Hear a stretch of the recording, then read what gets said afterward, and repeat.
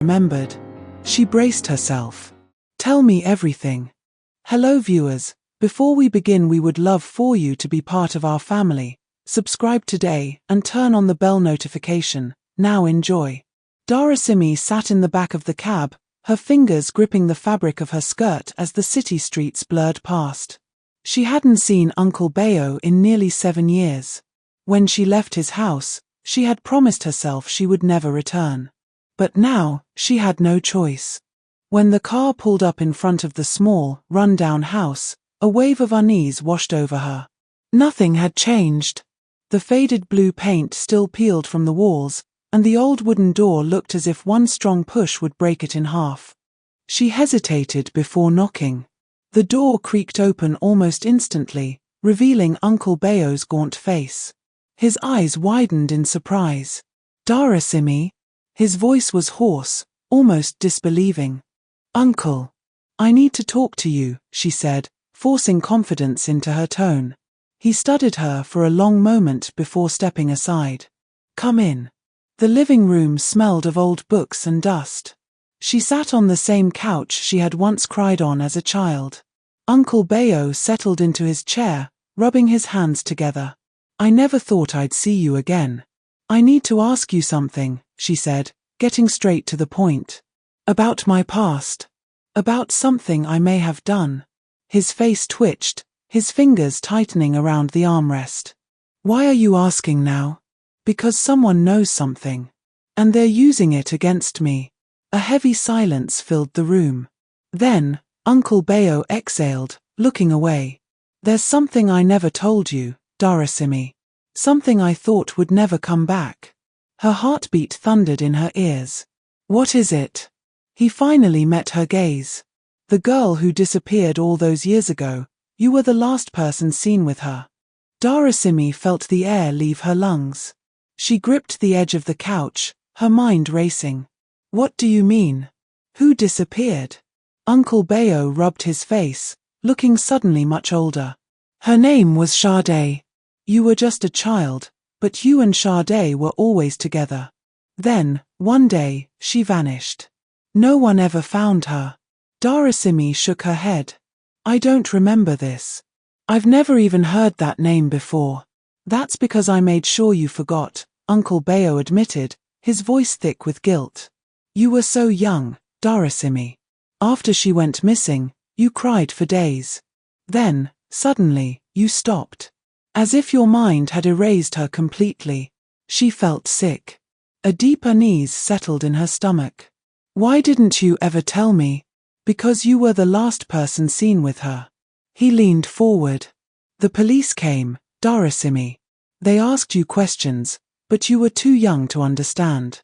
They never found her body, so the case was left unsolved. After a while, people moved on. But some of us never forgot.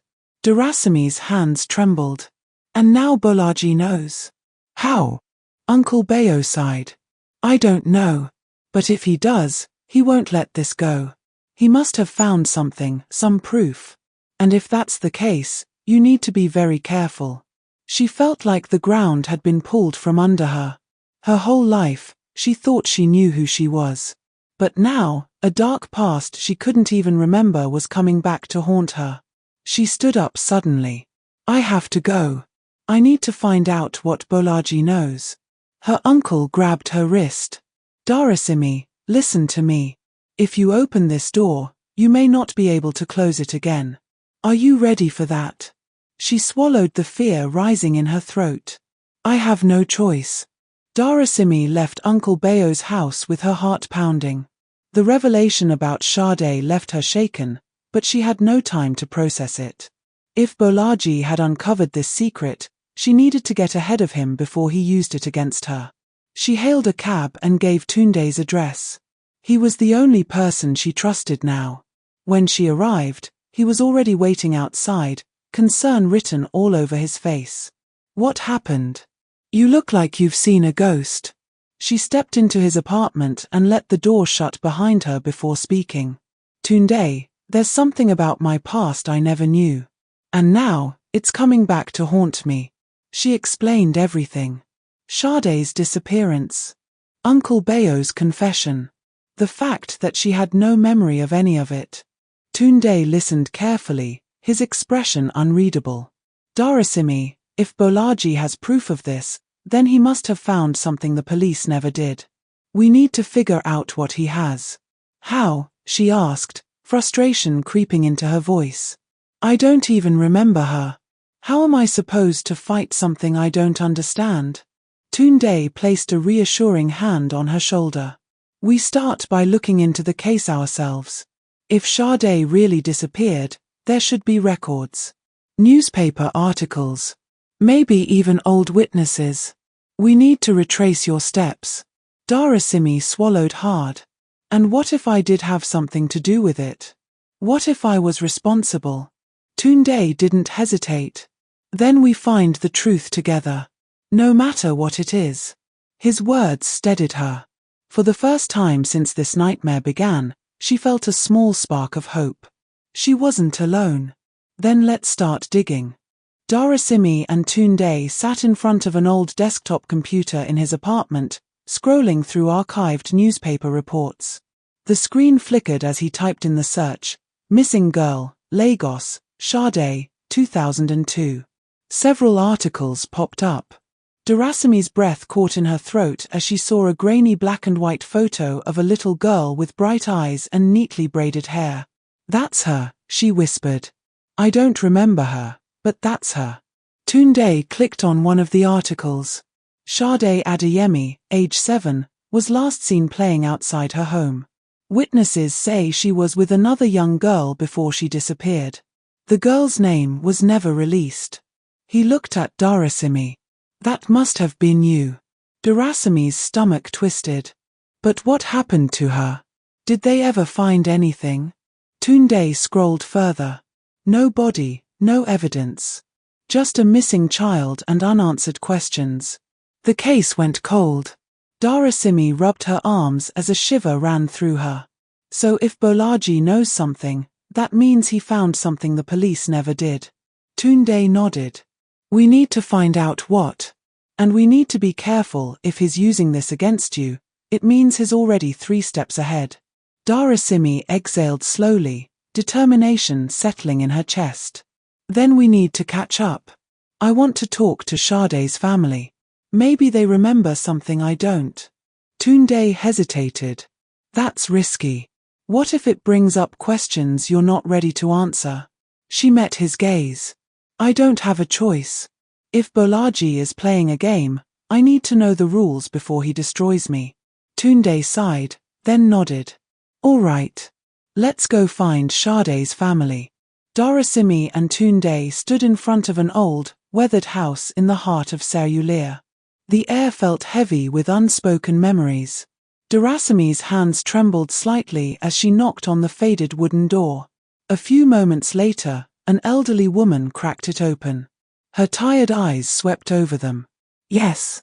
Darasimi hesitated. Good afternoon, Ma. We're looking for the family of Sade Adeyemi. The woman's face darkened. She tried to close the door, but Darasimi stepped forward. Please, Ma. I need to know what happened. The woman sighed, glancing at Tunde before stepping aside. Come in. The living room was small but neat. The only sign of its age was the faded couch and the stack of old newspapers on the table. The woman sat down slowly, her back slightly hunched. Why are you asking about Sade? After all these years? Darasimi swallowed. I think I knew her. But I don't remember. I was told we used to play together. The woman's eyes sharpened. You don't remember? How convenient. Darasimi flinched. Ma, please. I just want to know the truth. The woman exhaled, as if carrying a weight too heavy to bear. Sade was my granddaughter. She was everything to me. Then one day, she vanished. Just like that. No explanation, no justice. And now, after 20 years, you appear, claiming you don't remember. Tunde intervened gently. We're trying to find answers too. Someone is using Sade's disappearance against Darasimi, and we need to know why. The woman studied Darasimi for a long moment before shaking her head. If you want answers, you should speak to the last person who saw Sade alive. It wasn't me. Darasimi's heart pounded. Who was it? The woman's voice was barely above a whisper. Your uncle, Bayo. A chill ran down Darasimi's spine. She had spent her whole life trusting Uncle Bayo. But now, she wasn't so sure anymore. Darasimi sat frozen, her mind struggling to process the old woman's words. Uncle Bayo? The one person who had always cared for her. Could he really have been involved in Sade's disappearance? Tunde placed a hand on her arm. We need to talk to him. Darasimi hesitated. If he really had something to do with this, he won't just tell us. And if Bolaji already knows something, then we're running out of time. The old woman sighed, watching them closely. Be careful with that man. He knows more than he lets on. Darasimi nodded slowly. Thank you, Ma. I promise I'll find out the truth. She and Tunde left the house and walked silently to the car. The sun was setting, casting long shadows on the quiet street. Are you ready for this? Tunde asked as he started the engine. Darasimi inhaled deeply. No. But I have to do it anyway. They drove straight to Uncle Bayo's house. The gate was slightly open, which was unusual. Darasimi stepped inside cautiously, her heartbeat quickening. Uncle, she called out. No response. She moved toward the living room, and that's when she saw it, papers scattered across the floor, furniture overturned. Her stomach twisted. Someone had been here. Tunde stepped in beside her. Darasimi, something is wrong. Her eyes landed on a piece of paper near the center table. She picked it up, her hands trembling as she read the hastily scribbled words. It's not safe. Don't trust anyone. Find the box. Tunde peered over her shoulder. What box? Darasimi shook her head. I don't know, but if Uncle Bayo left this behind, it means he's in danger. And so are we. Darasimi's hands tightened around the note. The room felt eerily silent, except for the faint creak of the ceiling fan above them. Tunde scanned the disarray, his brows furrowed. Whoever was here wasn't looking for money. They were searching for something specific. Darasimi nodded. The box. But what box? She tried to recall anything Uncle Bayo might have mentioned over the years. Nothing came to mind. A sudden knock on the gate made them both freeze. Tunde signaled for her to stay back as he moved cautiously to check. Peering through the peephole, he relaxed slightly and opened the gate. It was Uncle Bayo's neighbor, an elderly man with tired eyes. Where is Bayo? The man asked, glancing over Tunde's shoulder. I saw some men here earlier, rough-looking types. They forced their way in. I was too scared to interfere. Darasimi stepped forward. Did you hear anything? Did they say what they wanted? The old man shook his head. No, but they left in a hurry, like they didn't find what they were looking for. Then your uncle came back. He looked shaken, grabbed something from inside, and left immediately. Darasimi's heart pounded. Do you know where he went? The man hesitated, then lowered his voice. I think he mentioned your old family house. The one in Ikorodu. Darasimi exchanged a glance with Tunde. That house had been abandoned for years. If Uncle Bayo went there, it meant whatever he was protecting was buried deep in the past. Tunde nodded. Then that's where we're going. Darasimi swallowed hard. The truth was finally within reach, but so was the danger that came with it.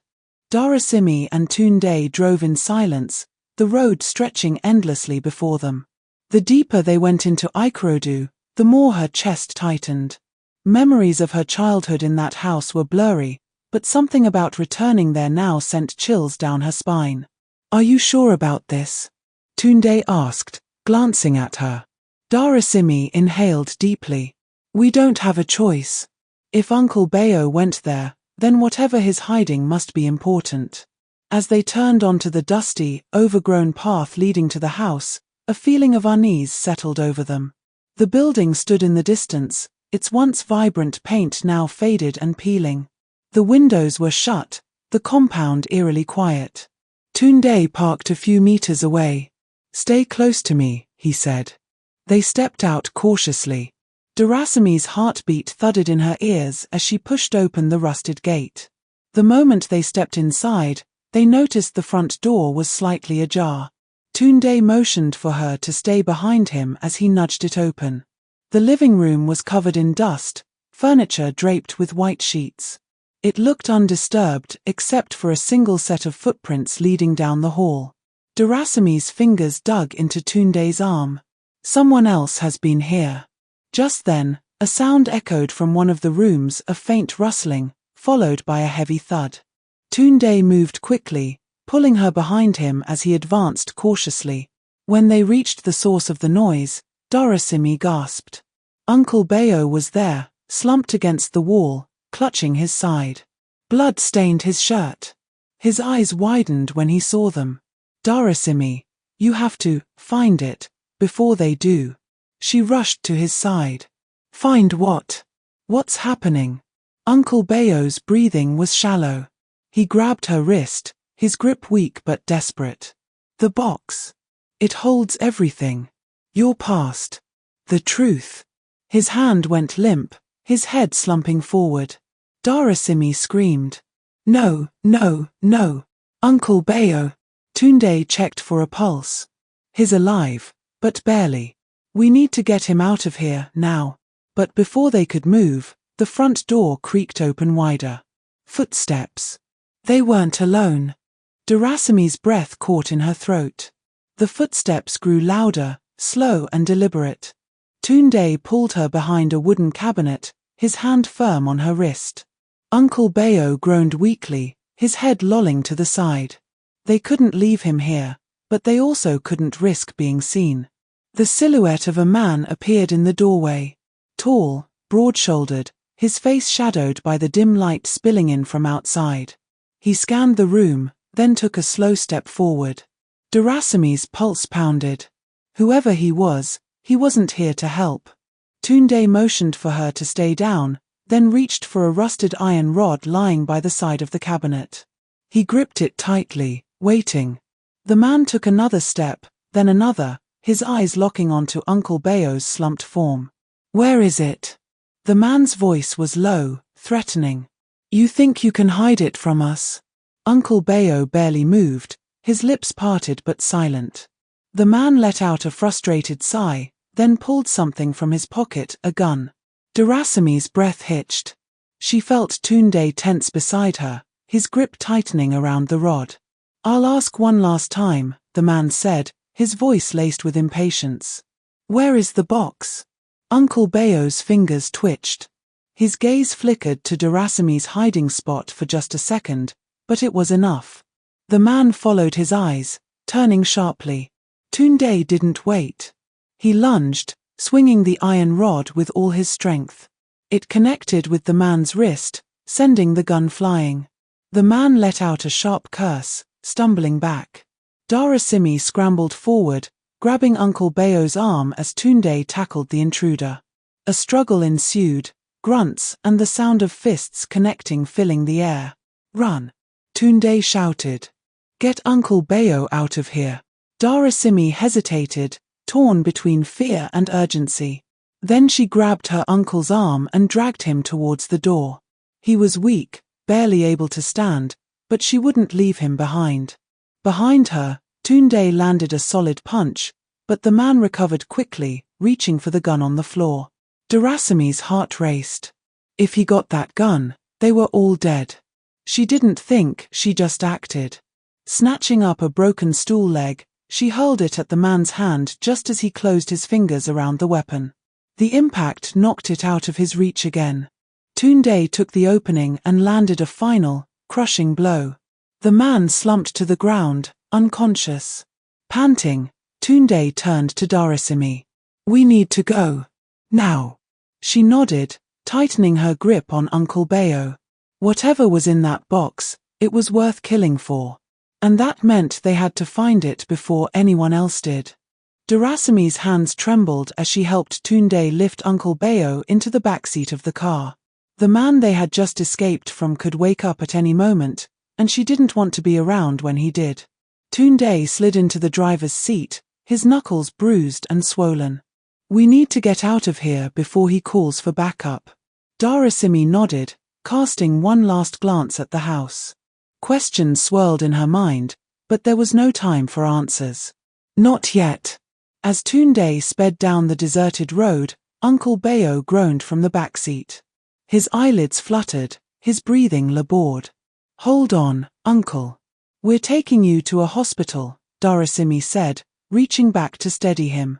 But Uncle Bayo's fingers weakly gripped her wrist. "No, not the hospital, it's not safe." Darasimi's stomach twisted. "What do you mean? You need a doctor." Uncle Bayo coughed, wincing. "They're watching, they have people everywhere. If I go there, I won't come out." Tunde and Darasimi exchanged a worried glance. "Then where should we take you?" Tunde asked. Uncle Bayo struggled to speak, his voice barely above a whisper. "Safe house, in Ikeja, old friend, trust him." Tunde hesitated, then nodded and changed direction. "All right. We'll get you there. Just stay with us." Darasimi clutched her uncle's hand as his grip weakened. She had never seen him this vulnerable. The strong, fearless man she had known all her life was fading before her eyes. "Darasimi, the box."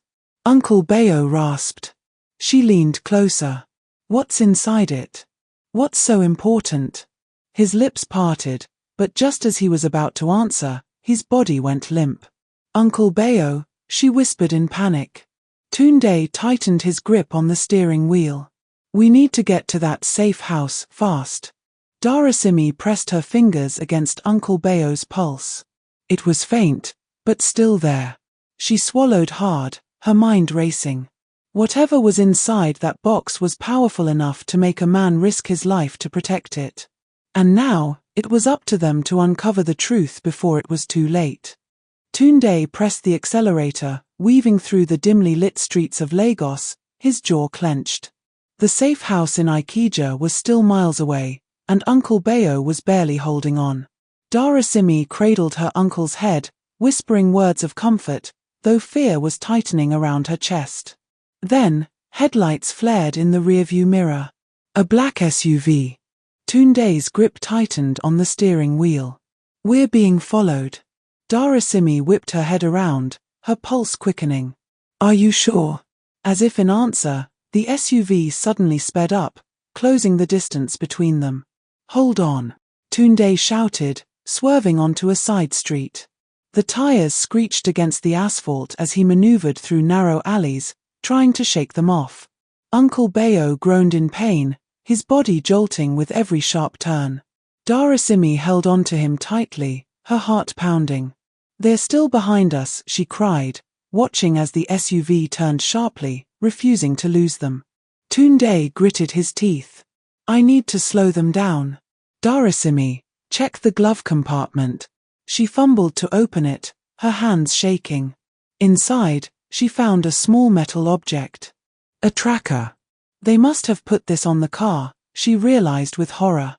Tunde spared her a quick glance. "Throw it out." Without hesitation, she rolled down the window and hurled the tracker onto the sidewalk.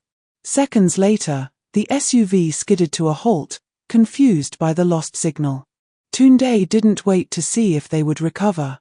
He pressed forward, taking turns at random until they were certain the SUV was gone. When he finally slowed down, Darasimi exhaled shakily. "That was close." Tunde nodded, but his face remained tense. "Too close. Whoever these people are, they're not giving up. We have to find that box before they do." Darasimi swallowed hard, glancing down at her uncle's pale face. "And we need to save Uncle Bayo." Tunde gave a firm nod and turned onto a quieter road. The safe house was just ahead, but deep down, Darasimi knew this wasn't the end. It was only the beginning. Tunde pulled up to a secluded compound, his eyes scanning the surroundings. The safe house was an old bungalow, hidden behind thick trees and a rusting gate. It looked abandoned, but Uncle Bayo had said this was where they needed to go. Darasimi stepped out first, her body tense. "Are you sure this is the place?" Before Tunde could answer, the front door creaked open. A tall man with sharp eyes and a graying beard stood in the doorway, his gaze falling on them. "You must be Bayo's people," the man said in a low voice. Tunde nodded. "He's in the car. He needs help." The man's expression darkened as he stepped forward. "Bring him inside. Quickly." Tunde carried Uncle Bayo inside, following the man through a dimly lit hallway. The air smelled of old books and dust. The house was quiet, but there was a sense of urgency in the way their host moved. Darasimi clutched her uncle's hand. "Is he going to be okay?" The man, who had introduced himself as Captain Ido, knelt beside Uncle Bayo and checked his pulse. "He's lost a lot of blood, but I can stabilize him. He's strong. He'll fight." Darasimi let out a shaky breath. "Thank you." Captain Ido stood and fixed his gaze on them. "Now, tell me exactly what happened." Tunde hesitated, then told him everything: the ambush, the stolen box, the chase. The captain listened without interruption, his face unreadable. When Tunde finished, Ido nodded slowly. "They're after more than just a box. If Bayo was willing to risk everything to keep it safe, that means whatever is inside it is dangerous." Darasimi's heart pounded. "But we don't even know where it is now. Those men took it." Captain Ido's expression hardened. "Then you need to find it before they figure out how to use it." Tunde frowned. "Who are these people? Why do they want it so badly?" Ido exhaled. "I have some guesses. But first, you two need rest. It's going to be a long night." Darasimi exchanged a worried glance with Tunde. She knew there was no rest for them, not until they uncovered the truth. Darasimi sat beside Uncle Bayo, watching his chest rise and fall in shallow breaths. The room was dimly lit, and the steady drip of an four bag was the only sound apart from the occasional creak of the old bungalow. Captain Ido had given him emergency treatment, but the worry in his eyes hadn't gone unnoticed. Tunde walked in, his face tense. "Ido thinks we're running out of time. Those men will come looking for us soon." Darasimi exhaled sharply. "And we still don't know where the box is." Captain Ido appeared in the doorway, his expression grim. "You might not, but I do." Both of them turned sharply. "What do you mean?" Tunde asked. Ido folded his arms. "Bayo and I worked together years ago. We were part of a covert team tasked with protecting highly classified materials. That box wasn't just any box, it contains evidence that could destroy some very powerful people." Darasimi's stomach twisted. "So it's political?" "More than that," Ido replied. "It's corruption, organized crime, and treason all woven together. If that evidence gets into the wrong hands, they'll erase every loose end, including you." Tunde clenched his jaw. "Where is it now?" Ido hesitated, then pulled out an old map. He pointed to an abandoned warehouse near the docks. "Bayo must have suspected something would go wrong. This is where he told me he'd leave it if things got bad. If the men chasing you haven't found it yet, they will soon." Darasimi looked at Uncle Bayo, pale and weak on the bed. He had risked his life for this secret. Now it was their turn. She met Tunde's gaze. "We have to get to that warehouse first." Tunde nodded. "Then we move now."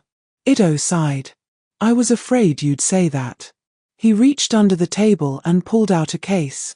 Opening it, he revealed 2 handguns and a set of car keys. "If you're going, you'll need protection. These men don't play fair." Darasimi swallowed hard. She had never held a gun in her life, but she knew there was no turning back now. Tunde took the weapons, handing one to her. "We do this together." She nodded, gripping the cold metal. "Together." Ido stepped aside as they walked toward the door. "Be careful. You're walking straight into the lion's den." Darasimi exhaled. She already knew that. But for Uncle Bayo and for the truth, she was willing to take the risk. The drive to the warehouse was tense. Tunde gripped the steering wheel, his jaw clenched. Darasimi sat beside him, clutching the gun Ido had given her. Every shadow felt like a threat, every passing car a potential enemy. "Are you okay?" Tunde asked, his eyes flicking to her. Darasimi nodded, though her hands trembled slightly. "We have to do this." As they approached the docks, the roads became quieter. The warehouse stood ahead, a massive structure with broken windows and rusting metal doors. Tunde pulled the car to a stop a few blocks away. "We go in quietly," he said. "If anything feels off, we get out." Darasimi took a deep breath. "Let's go." They slipped into the warehouse through a side entrance. Inside, the air was thick with dust. Wooden crates and abandoned machinery created dark corners, perfect for an ambush. Tunde scanned the space. If Bayo left the box here, he would have hidden it well. Darasimi's heartbeat pounded in her ears as they moved deeper inside. Then she spotted something, scattered footprints in the dust. "Someone's been here recently," she whispered. Tunde followed her gaze. "We're not alone." A noise echoed from the far end of the warehouse. They ducked behind a crate, weapons ready. Shadows moved against the dim light. 3 men, armed and alert, were searching the area. Darasimi's breath caught. "They're looking for it." Tunde's grip tightened around his gun. "Then we better find it first." He gestured toward a stack of crates. They moved carefully, keeping low. Darasimi's eyes darted around, searching. Then she saw it, a metal box, half hidden beneath some old tarps. She nudged Tunde and pointed. He nodded, moving swiftly toward it. But just as he reached for the box, a voice rang out. "Don't move." They froze. The men had spotted them. Guns were raised, fingers on triggers. Darasimi's heart pounded. They were trapped. Darasimi's breath caught as the men closed in, guns pointed directly at them. Tunde kept his hands up, his body tense. The metal box sat between them and the armed men, a prize that could decide their fate. One of the men, a tall figure with a scar across his cheek, smirked. "You really thought you could take what doesn't belong to you?" Tunde's jaw tightened. "It doesn't belong to you either. This evidence exposes everything. That's why you want it destroyed." The man's smirk faded. "Smart boy. But smart won't save you." A gun cocked. Darasimi's fingers curled around her own weapon, sweat beading at her temple. Then, in the silence, a faint rustling sound came from the shadows. A sharp whistle cut through the air. Before the armed men could react, bullets rained down from above. Darasimi ducked as chaos erupted. Tunde grabbed her hand, pulling her behind a stack of crates. Captain Ido and a small team had arrived, weapons blazing. "Move!" Ido shouted. Tunde lunged for the metal box, securing it under his arm. One of the men turned to fire, but Darasimi acted on instinct, raising her gun and pulling the trigger. A deafening shot rang out. The man dropped, his weapon clattering to the ground. Her hands shook, but there was no time to process it. Tunde pulled her toward an open door. Ido's team covered them, exchanging fire with the attackers. They ran into the night, the box clutched tightly in Tunde's hands. Tires screeched as Ido's backup vehicle arrived. "Get in," Ido barked. They dived inside, the car speeding off just as more gunfire erupted behind them.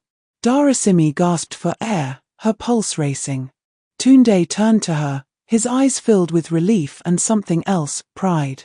"You did good back there." Darasimi swallowed, her grip still firm around the gun. "We're not done yet." Ido nodded. "No, we're not. But with that box in our hands, we just became the most dangerous people to some very powerful enemies." Tunde exhaled. "Then we better be ready." Darasimi looked out at the city lights ahead, her heart still pounding. She had come so far from being just an orange seller. And this was only the beginning. The moral of the story is that kindness, resilience, and hard work can change a person's destiny. Durasami's selflessness in helping a stranger led to an unexpected opportunity, but it was her determination and perseverance that transformed her life. No matter where you come from, your attitude and effort can open doors you never imagined possible.